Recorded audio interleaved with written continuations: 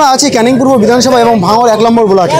আপনারা জানেন আজ রক্তদান শিবির হয়েছে এবং যে জঙ্গি হামলায় একেবারে নিহত এবং জঙ্গিদের হামলায় কিন্তু মৃত হয়েছে তার স্মরণে কিন্তু আজ নওশাদ সিদ্দিকীর নেতৃত্বে আইএসএফের পক্ষ থেকে একটা কিন্তু রক্তদান শিবির হয়। আর এখান থেকে শুভেন্দুকে কিন্তু ধুনে দিলেন, কারণ শুভেন্দু অধিকারী বারবার আমরা দেখেছিলাম সংবিধানের বিরোধী কথাবার্তা বলছে। আর সেই নিয়ে নওশাদ সিদ্দিকীকে প্রশ্ন করার পর নওশাদ সিদ্দিকী তিনি বলছেন, আমাদের ক্যামেরার মুখোমুখি আপনাদের শোনাবো, বলছে যে গাঁজা যেমন শেষ হয়েছে তেমনটাই শেষ করতে হবে, এমনটাই বলছে। তখন ব্যাপারটা হচ্ছে এইখানে তো বর্ডারে তো যাচ্ছে না, এরা এইখানে দাঁড়িয়ে চিৎকার করছে, বিধানসভার সামনে দাঁড়িয়ে চিৎকার করতে করতে দেশ বিরোধী স্লোগান দিয়ে দিল। এখনো পর্যন্ত মামলা হলো না, সুমোটো অবাক লাগছে। আর আমরাই কবে একবার সেই অবশ্যই সেই সব পুলিশকে তো আমি দালাল বলি না ভাই, কিন্তু যে পুলিশ দালালি করছিল তাকে দালাল বলেছে বলে আমার বিরুদ্ধে মামলা করে দিল। ভাবতে হবে আপনাদেরকে। এই শুভেন্দু অধিকারী যখন বাংলাদেশ যে সংখ্যালঘুদের উপর হিন্দুদের উপর অত্যাচার হচ্ছিল, আমরা রাস্তা নেমে প্রতিবাদ করেছিলাম, কিন্তু এরা নাটকে প্রতিবাদ করে হিন্দুদেরকে খাপিয়ে তুলে ভোট দেওয়ার চেষ্টা করেছিল।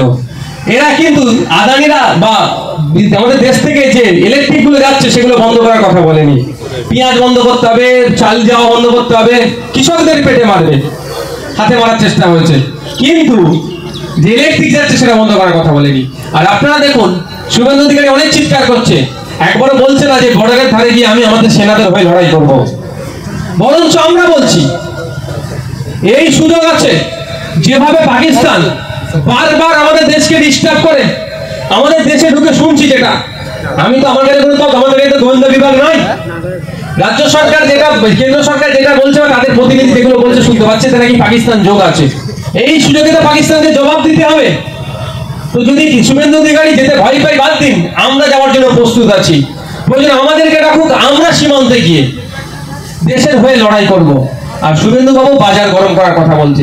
শুভেন্দু বাবু কি একবারের জন্য বলেছে পাকিস্তানের যারা ব্যবসা করে ইন্ডিয়া থেকে সেটা বন্ধ হবে?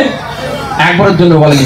এটা বলেনি যে ইন্ডিয়া থেকে পাকিস্তান ইলেকট্রিক কিনে বিদ্যুৎ কেনে বিদ্যুৎ দেওয়া বন্ধ করে দেবো, পাকিস্তানকে অন্ধকারে রাখবো, এটা বলেনি। এটা বললেই কিন্তু মোদী ওনাকে চুপ করে বল, অমিত শাহ বললে তুই বলিস না, চুপ কর, কারণ ইন্ডিয়া থেকে যে ইলেকট্রিকটা যাচ্ছে সেটা মোদী অমিত শাহজিদের বন্ধু পাঠাচ্ছে, তো এ কথা বলছে না।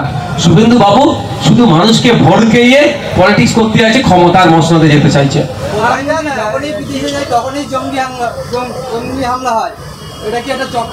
এটা তো ওটা পুরাতন কথা আর বাস্তবিক কথা।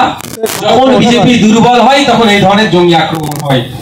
সেই কার্গিল থেকে শুরু করে অটল বিহারী বাজপেয়ী থেকে শুরু করে বিভিন্ন থেকে পুলওয়ামা থেকে শুরু করে এখন পর্যন্ত এটা তদন্ত সাপেক্ষ করে তদন্ত হওয়া দরকার, আসল রহস্য খুঁজে বার করা দরকার। ন্যাশনাল সোশ্যাল মিডিয়ায় শুধু দেখাচ্ছে যে মুসলিমরাই হিন্দুদের খুঁজে খুঁজে কাশ্মীরে মেরেছে, কিন্তু একজন হিন্দু অফিসার তিনি জঙ্গিদের সেফটিভাবে পাচার করে দিতে সেটা দেখানো হচ্ছে না। এটা একটা চক্রান্ত। হ্যাঁ, দেখছিলাম একটা পেপারে টাইমস অফ ইন্ডিয়ান এক্সপ্রেস একটা পেপার কাটিং দেখছিলাম, একজন ডিএসপি একজন অফিসার ডিএসপি দেবেন্দ্র সিং নাকি ওনার নাম মনে আসছে না, উনি কত লক্ষ টাকার বিনিময়ে জঙ্গিদেরকে সেফ জোন দিয়ে বার করেছে। এখানেও চর্চা হওয়া দরকার। ব্যাপারটা হচ্ছে এই যে গদি মিডিয়ার কথা বলছেন, এদের দেখুন ম্যাক্সিমাম শেয়ার যারা কিনে রেখেছে মিডিয়া তারা মোদির বন্ধু।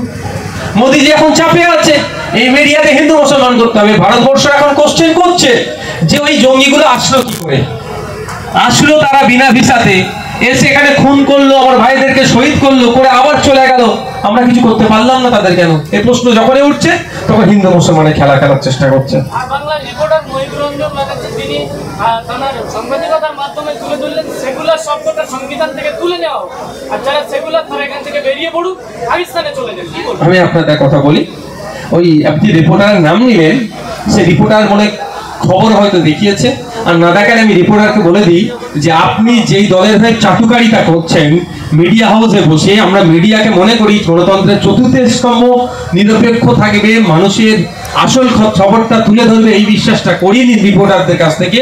কিন্তু দুর্ভাগ্য আপনি তো মুখপত্রের হয়ে কাজ করছেন। আপনার দলের এক নেতা সুপ্রিম কোর্টে মামলা করেছিল এই দুটো তিনটে শব্দকে প্রত্যাহারের জন্য সংবিধান থেকে, তার মধ্যে একটা ছিল সেকুলার শব্দটিকে প্রত্যাহার করে নিতে সেই সংবিধান থেকে, কিন্তু আইনের চর খেয়ে সুপ্রিম কোর্টে মুখ ফুলিয়ে ফিরে এসেছে। আপনার কি আইনের চর খাওয়ার ইচ্ছা যাচ্ছে নাকি আবার নতুন করে? আপনি চাটুকারিতা করুন, আপনি দালালি করছেন, এই সাংবাদিকতা ছেড়ে এসে বিজেপির ঝান্ডা ধরে রাজনীতি করে দালালি করুন। দালালি করতে গিয়ে সংবিধানের উপরে প্রশ্ন তুলে দেবেন না। আর সব থেকে বড় কথা, সেকুলারদের কথা বাদ দিন, মোদিজি বলছে এটা সেকুলার কান্ট্রি, তাহলে মোদিজিকে পাকিস্তানে চলে যেতে বলছে? হতে পারে বিনা নিমন্ত্রণে মোদিজি পাকিস্তানে গিয়ে একবার বিরিয়ানি খেয়ে এসেছে, খুব মনে ওনার ভালো লেগেছিল। ময়ূককে হয়তো গোপনে গোপনে বলেছে, ময়ূক তুই এমন কথা বল যাতে আমি পাকিস্তানে চলে যাই, যে শুধু বিরিয়ানি গিলবো। অটল বিহারী বাজপেয়ীজিকে আমরা সবাই জানি, তিনি বারবার বলেছেন এদেশ সেকুলার ছিল, সেকুলার আছে, সেকুলার থাকবে। তাহলে কি যিনি মারা গিয়েছেন অটল বিহারী বাজপেয়ীজি, তাকেও কি দেশ মানে বেঁচে থাকলে কি তাকেও দেশ থেকে তাড়িয়ে দিতেন নাকি? এগুলো হচ্ছে সব ধান্দাবাজি হচ্ছে। 2026-এ টিকিট বা রাজ্যসভার একটা টিকিট নেওয়ার জন্য এত হই হই করছে না। এখনো কিছু সংবাদ মাধ্যম রয়েছে এমন এমন কথা বলছে, এবং শুধু মুসলিম সম্প্রদায়ের মানুষ নয়, হিন্দু সম্প্রদায়ের মানুষ তারাও এরা সত্যি কি তৃণমূল বিজেপি টেন্ডেন্সি নিয়ে? দেখুন, কোনো জায়গায় যদি অশান্তি হয়, কোনো একটা নির্দিষ্ট সম্প্রদায়ের মানুষ ক্ষতিগ্রস্ত হয় না, ভিন্ন সম্প্রদায়ের মানুষ ক্ষতিগ্রস্ত হয়। আপনি যেটা যে উস্কানি দেওয়ার কথা বলছেন, উস্কানি দিয়ে রিয়াকশন, ব্যাড ইফেক্ট শুধু কি মুসলমানের উপরে পড়বে? হিন্দু মুসলমান নির্বিশেষে মানুষ আক্রান্ত হবে। শুনুন, যারা এই উস্কানি দিচ্ছে তাদের বিরুদ্ধে কিন্তু শুধু মুসলমানরা প্রতিবাদ করছে না, এরকম ব্যাপার নয়, ভিন্ন সম্প্রদায়ের মানুষ প্রতিবাদ করছে। কিন্তু দুর্ভাগ্য আমাদের রাজ্য প্রশাসন কি করছে, কেন তাদের বিরুদ্ধে সমমত করছে না? মমতা ব্যানার্জি কি করছেন, কেন তাদেরকে ধরে জেলের মধ্যে রাখছে না? এটাই আমার প্রশ্ন। তো আপনারা সবসময় শান্তির বার্তা দিচ্ছেন, সৌজন্যতার কথা বলছেন, এবং আপনার বিধানসভা কয়েকদিন আগে তৃণমূল কংগ্রেসের একটা বিরোধী নিয়ে এখানে একাধিক